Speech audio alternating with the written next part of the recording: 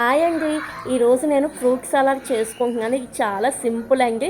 ఏమీ లేదు, ముందుగా కొన్ని పాలు మరగబెట్టుకొని నెక్స్ట్ కొంచెం పచ్చిపాలు తీసుకొని ఈ కస్టర్డ్ పౌడర్ అందులో కలుపుకోవాలి. ఒక 2-3 స్పూన్స్ వేసుకొని ఇది కలిపేటప్పుడు ఉండలు లేకుండా కలుపుకోవాలండి. కలుపుకొని ఆ మరిగే పాలల్లో వేసుకోవాలి.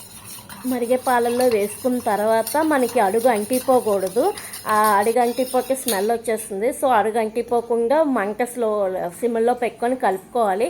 నెక్స్ట్ 4-5 యాలక్కాయలు కూడా వేసుకొని అది కొంచెం స్మెల్ వచ్చాక పంచదార మీ ఇష్టం అండి. మీరు షుగర్ ఎంత లెవెల్లో తీసుకుంటారో అంత వేసుకొని బాగా చిక్కగా వచ్చినంత వరకు కలుపుకోవాలండి. మరి నీళ్ళుగా అయినా బాగోదు.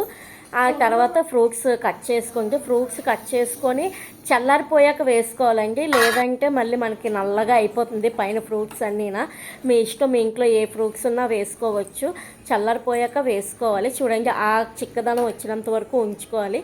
నేనైతే ఈ ఫ్రూట్స్ వేసుకున్నానండి చల్లారిపోయాక.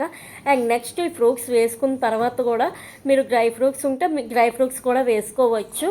ఆప్షనల్ అండి, అది ఉంటే వేసుకోండి లేకపోతే లేదు.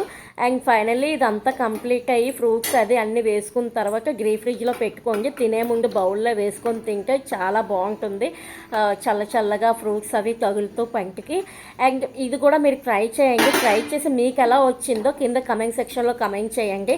Bye friends. లైక్ చేసి, షేర్ చేసి అండ్ సబ్స్క్రైబ్ చేయండి మర్చిపోవద్దు. బాయ్.